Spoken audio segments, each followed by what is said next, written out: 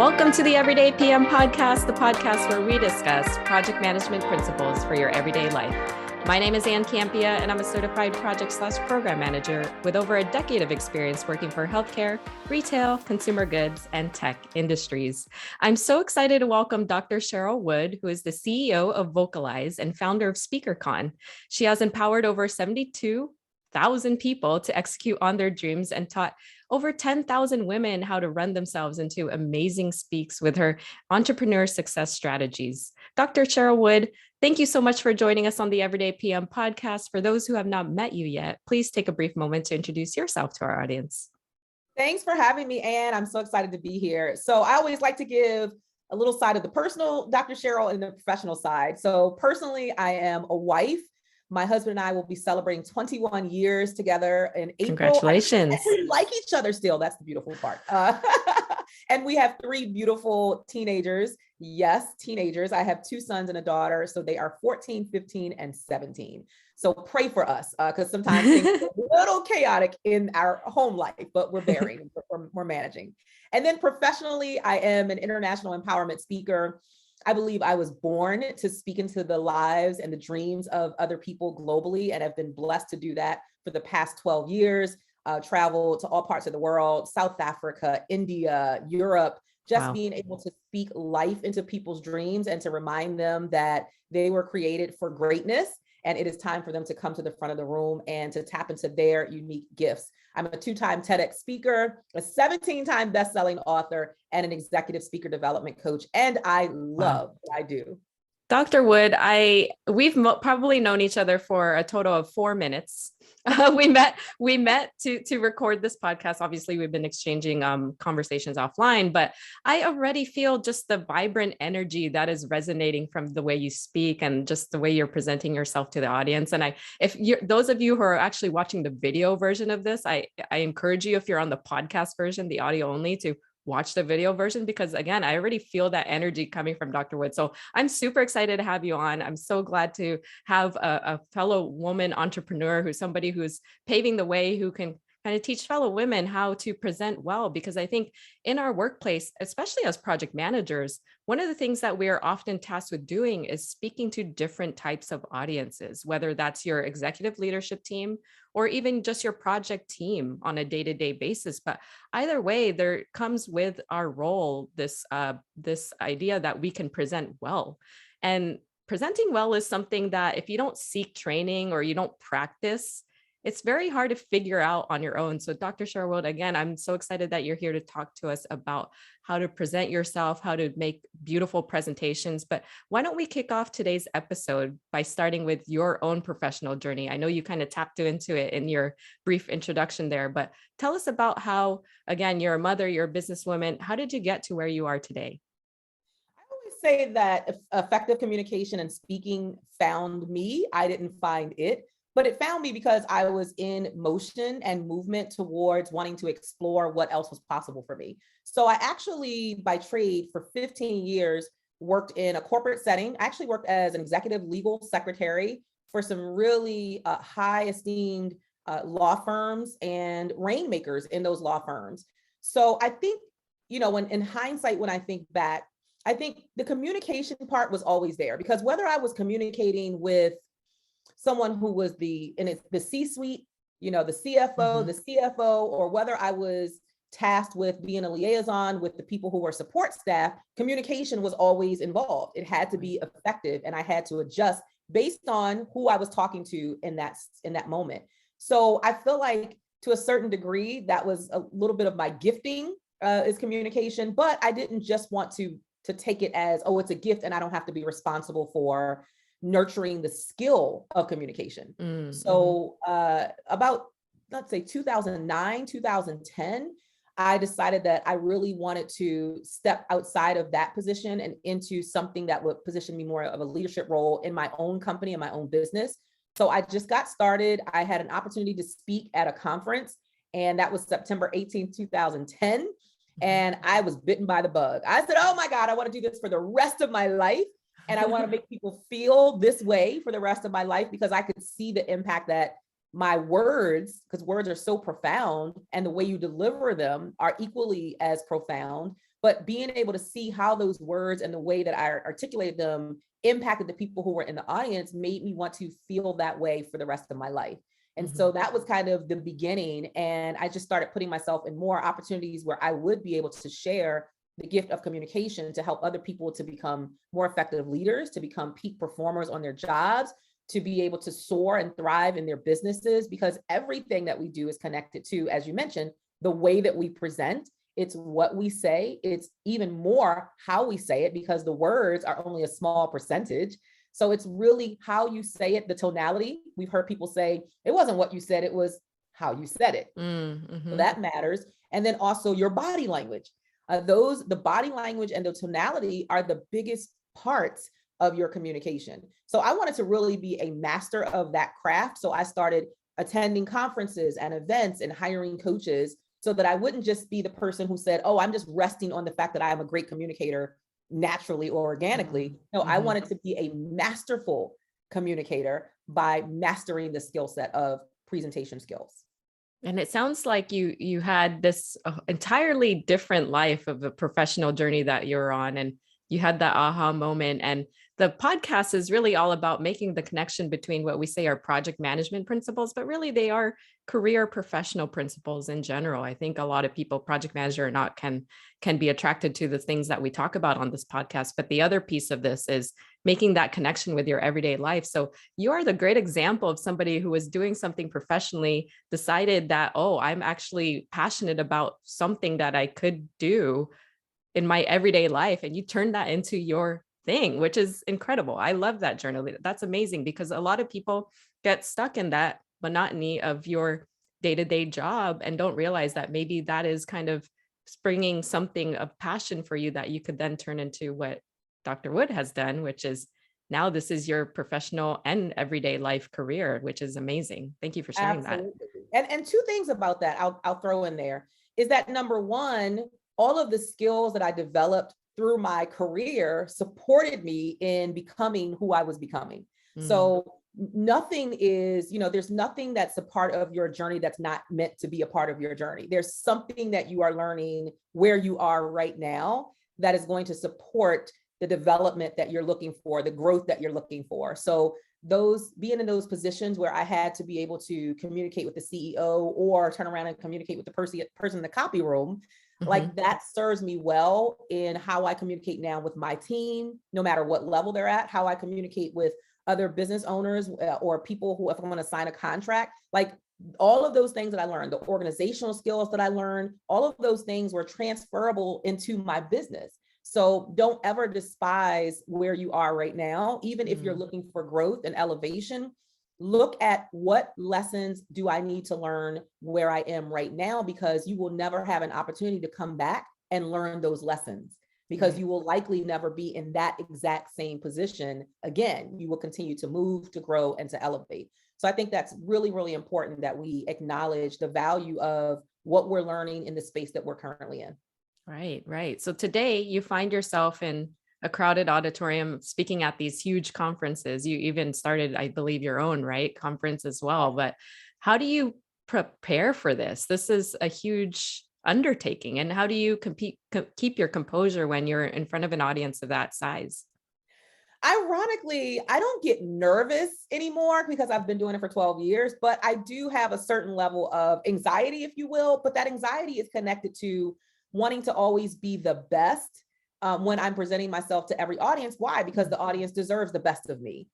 So from that perspective, what I do is I plan, I prepare, and I practice well in advance of any audience that I'm going to be in front of. And it doesn't matter if it's going to be an intimate audience of 10 or 20 people, or if it's going to be in a room with 2,000 people or 20,000 people. It still requires some level of planning to know this is how I want to deliver the message, planning to know that there are going to be people who are going to be different types of learners in that audience. So have I tapped into, in my presentation, something that's going to appeal to visual learners? Have I tapped into something that's going to appeal to people who are kinesthetic learners or auditory learners? What have I done that's going to make this really a well-rounded presentation where, regardless of what type of learner the person is, they're going to get something? And then I ask questions like, in my planning and my preparation, Am I speaking at the knowledge level of the people that I know I'm going to be in front of? And that requires asking the right questions before I'm in front of that group. So when I'm working with the meeting planner or the project manager or whoever's bringing me in, I'm asking questions about the demographic of those who are in that room. Oh, What's the knowledge level? Are they C-suite or are they new managers? Where are they? So that I don't want to ever go into an audience and present beginner level knowledge to people who are senior level. Right. But just the opposite. I don't want to present senior level knowledge to people who are at the beginning of that journey. So it requires some due diligence behind the scenes before you get in front of the audience. So asking the right questions, inquiring from the person who's hiring you. And also the other thing I do in my planning and prep is making sure that I'm asking the person who's bringing me in, are there any current wins that you all are celebrating in this group or as a part of this initiative or this event?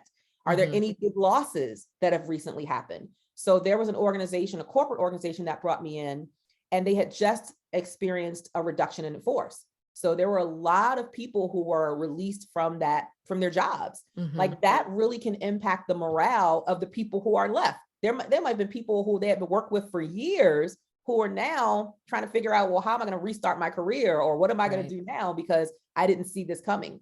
That's important to know because that puts you in the mindset of the people who are going to be listening to your message. So you never want to just have a cookie cutter presentation where you're just saying the same exact thing to every audience. No, I need that audience to know I care enough about you that I plan based on the challenges, the struggles, or the triumphs and wins that you are currently experiencing. So when you go into the real thick of planning, preparing, and then practicing, that's when you deliver the best presentation to the people who are there to hear you. That was amazing. And you didn't use the word, but I hear it throughout what you're saying, which is this, you have to present this level of authenticity to your audience, which means they have to believe in you, that you are being authentic with them before they even start to listen to what you're trying to say. And I love this idea that you're giving us of taking different perspectives, understanding the room or the audience before you even present. I think a lot of us as project managers, we rehearse, we plan.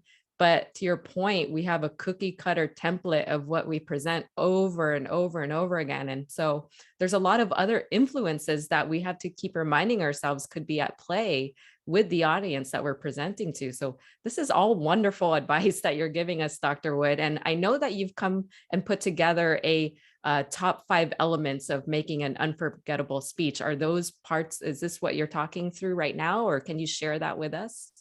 Yeah, I can give you the breakdown of those 5. Number 1 is having a relevant and relatable topic that you're going to be speaking about. So again, that goes to knowing who's in the room, what's the demographic, what are they expecting to receive when they come into this space? Have you really clarified that with the person who is bringing you in to present to this particular group? Number 2, you want to make sure that you have a compelling story that connects to whatever the topic is that you're speaking on.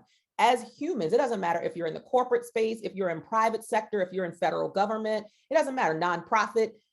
All of us, we connect as humans through story. We share information and pass information down through storytelling. Stories allow people to connect and say, wow, now I get it. So I always share with clients that I serve that people remember and repeat stories, not bullet points. I've never spoken to an audience and had somebody run up to the back of the room after I spoke and said, oh my God, Dr. Cheryl, that bullet point number 3 you gave me was amazing. But I have had people who have come up to me and heard the story that I share, whatever my signature story is that connects to the pain that that audience might be experiencing or what they desire. And they say, oh my God, I know there are 5,000 people in this room, but you were talking to me.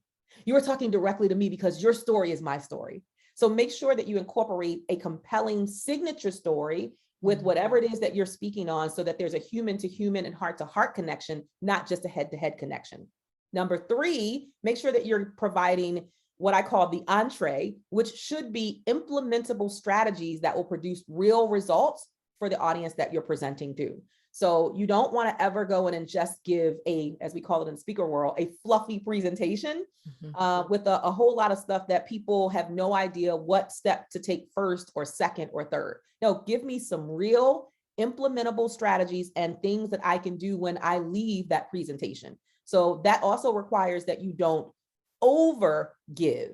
Sometimes we try to give so much information that people become overwhelmed and when people are overwhelmed, they do nothing because they have no idea where to start. So be clear in what you deliver in the context of whatever content you're presenting, but make sure there are implementable strategies connected to that. Number 4 is your engagement. And we've been talking a little bit about that. That includes everything from your vocal variety to the words that you choose, to your body language, your facial expressions. Do you take pauses and allow everything to sink in, whatever you're sharing with them? Are you looking to the audience and providing a conversation versus a lecture? So as a presenter, you're never going in to lecture people about what they're doing wrong or how they should be doing it. No, you're not in a parental role. You're in an inspirational role and an educational role. And you want to engage with them, which means if I'm thinking this is a conversation, I'm speaking to you and you're speaking back to me. So there are certain strategies you can implement as a part of increased audience engagement. You can ask questions. You can present something hypothetical and have people raise their hand if it's applicable to them. There are so many different strategies that you can apply as for a part of engagement. And then number 5, last but not least, is energetic and passionate delivery of the topic that you're presenting. Energy is contagious. And if you are energized and excited about the topic you're presenting on, I promise you that is going to rub off on the people in the audience, even if they didn't really want to be there, like their boss made them come or the company made them come. This was a mandatory presentation. But if you get up and you make it exciting and energizing and you come with a certain level of energy for it, then that's going to be contagious for everyone who's in that audience. I'm feeling it right now. Like this is the best conversation I've had my Friday morning. So it's absolutely there. And I totally hear you on that. And the rest of the other elements as well absolutely makes sense. I think for project managers, there's a lot we have to consider. And I think all those tips will definitely help kind of make us better at presenting in those types of situations. Now, we also find ourselves in situations where we don't necessarily have all the time to plan or all the time to prepare and practice. So do you have any tips, Dr. Wood, for urgent conversations, where you may have to break some bad news to the executive team and those types of situations? How do you manage that? Yeah, if you don't have a lot of time, I think mostly number 1 is think about how you would feel if you were in the person's shoes, right? So that you want that to kind of determine and dictate how you present the information to the receiving audience. So how would you feel if you were getting this news? How would you want it presented? And then adjusting, if you need to, your own energy before you step into that space and into that room to share that news. That might simply mean taking a few deep breaths in through your nose, out through your mouth, really centering yourself and putting yourself in a space of compassion. Like as leaders, project managers, compassion is a critical leadership skill. So really putting yourself in the other person's shoes and then being an amazing listener.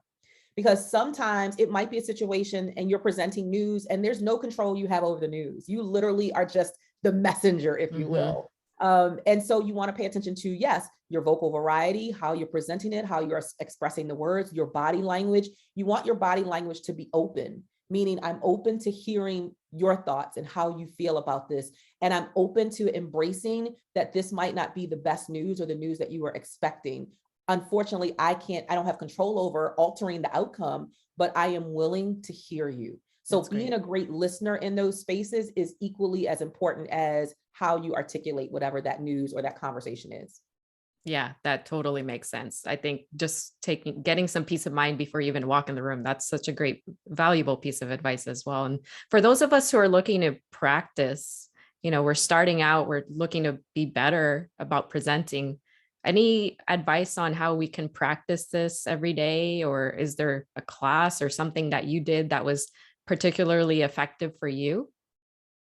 Yeah. So, well, number 1, I train people who are going to be fantastic, of course, right? So, but I also receive training. So I invested in training with some of the top communicators in the world so that I could get to a space where my communication was consistently improving. So I think number 1, having an awareness of how you can improve in your presentation and your communication skills. So maybe you're someone who does not take the time to really sit in a quiet space and get centered before you break news to someone or before you're about to have a tough conversation. Maybe you're the person who just goes based on emotion. Oh, this is how I feel, and I'm going to let him or her know. I'm going to let them know right now. And you're just, and that never is productive.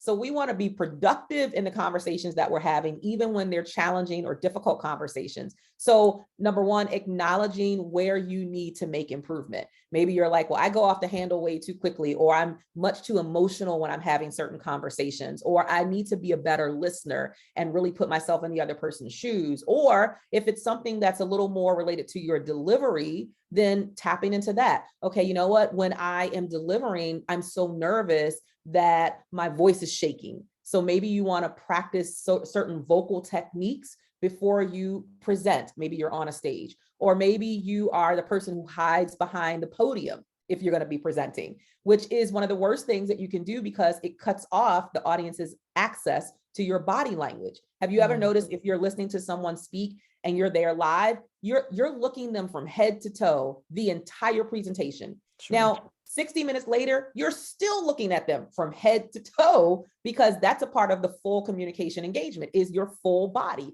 your face, your hands, your arms, your everything about you and the way that it moves and flows. So if you know that that's something that you use as a mechanism of nervousness, hiding behind the podium, challenge yourself. My next presentation, I'm going to come from behind the podium. I'm going to really engage. I'm going to use my gestures. I'm going to pay attention to my facial expressions. For some of you, maybe it's your facial expressions don't really match what you're saying. So look at yourself in the mirror when you're preparing and planning for a presentation. Or maybe record yourself and then go back and watch the recording before you actually do the live presentation so that you can make adjustments. I'll give myself as a quick example. When I first started speaking, my nervousness didn't come out in like a shaky voice or anything like that. I always had the ability to kind of present as though I had it all under control, even when I didn't.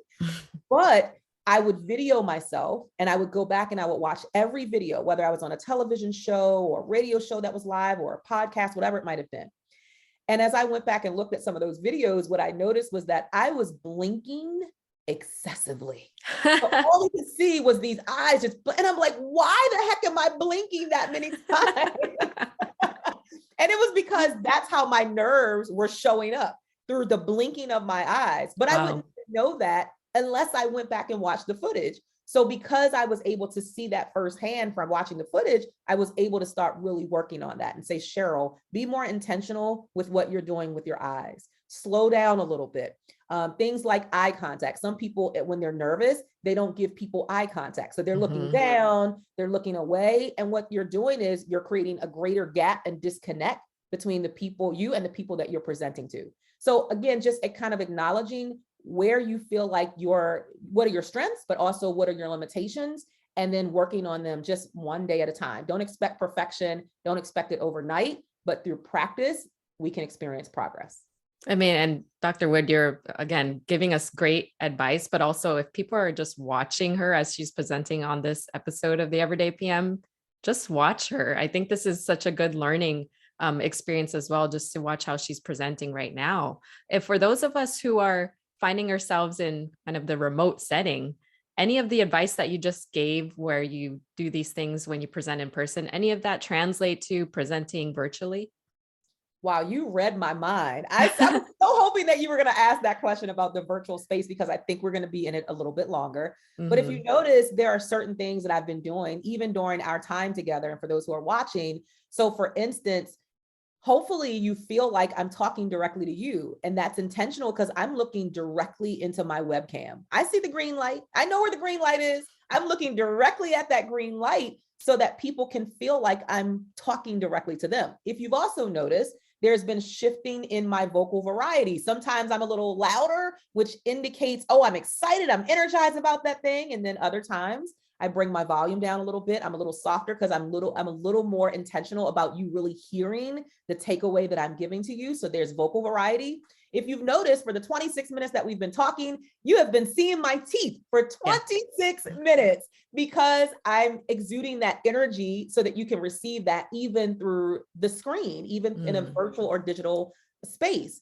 And last but not least, if you notice my body language, you can see me doing gestures, but also notice how I've come in sometimes closer to the screen and then I back away from the screen. So it's giving you this diverse experience that still creates a performance for the people who are watching and listening. That's amazing. Yes, absolutely. So again, please watch this episode because I'm learning so much just watching you, Dr. Wood, and your interactions with me throughout this conversation. This has been wonderful, Dr. Wood, and I really appreciate your time today and giving us this great guidance on how we can present well. And that's not just in our professional lives as project managers and whatever else you're doing if you're not a PM, but in your everyday lives as well. I think we all want to kind of put our best foot forward. And that is essentially what we do when we present well to just our family or those close to us, or even just friends or anybody that we interact with on a day-to-day basis. So this has been wonderful. I am definitely listening to this multiple times because I have to take all of those nuggets that you've given us and try to infuse it into the way I present at work and in my everyday life as well. So Dr. Wood, is there anything you're working on now that you want to, relay to our audience? Anything on presentation skills or outside of that? Yeah, so I actually just launched a few new opportunities at my SpeakerCon conference, which I just hosted in November. And so it's specifically for people who want to improve on not only their confidence in presenting, but also their delivery, as well as being in control, shifting like nervous energy into confident energy, as well as sometimes people just are unclear about the structure of presenting. Maybe they've been tasked with presenting at a national training program for their company, or maybe they simply need an external look. There's a saying in the speaker world, you cannot be the picture and the frame. And so maybe you simply need someone externally looking in and seeing you present so that they can help you make little tweaks that will allow that presentation to be more unforgettable for the audience. So if you're interested in any of those things, you can certainly message me directly. I hope it's okay for me to share my email. Absolutely. Okay. Yes. CherylEmpowers@gmail.com. And I'm all across social media at Cheryl Empowers. I'm always giving free guidance and education and information because my mission is to challenge more women to come to the front of the room and sharing their skills and sharing their expert knowledge and sharing their stories. And that means we do need to master the skill set of effectively communicating whatever our message is. So would love to support you in that way. Stay connected through Cheryl Empowers all across social media. Amazing. That will do it for Dr. Wood and I in this installment of the Everyday PM podcast. This has been wonderful. Thank you for taking time out of your busy day to share all of this with our audience. I know that they will take so much out of this conversation. And if folks want to find you online, it sounds like you're everywhere. So I'll make sure all of those links are available as well. Are you also on the professional network, LinkedIn? I am. Yes. Oh, Cheryl fantastic. Empowers. Yes. LinkedIn, Instagram. My website is CherylEmpowers.com. I'm on Facebook. Everywhere. If you just type in Cheryl Empowers, I always like to say, I am Googleicious. You can find me. Fantastic. She is available. That's awesome. All right. You can also find me on LinkedIn as well. If you want to continue the conversation with either of us, be sure to support the Everyday PM podcast. We are on Google Play, Apple Podcasts, you name it, any podcasting platform we are on. Give us a 5-star review while you're there. And you can also watch the video version, which I think this third time I've said, please watch this video version because again, this is about presenting well. And I think it's important if you have a moment to watch Dr. Wood walk us through all of this guidance and tips on doing so. So make sure to watch the video version of this podcast on my YouTube channel, youtube.com/and Campea. While you're there, make sure to subscribe, leave us a great comment, and click that bell to get notifications on when new content goes up. So again, that will do it for Dr. Wood and I. And until next time, take care.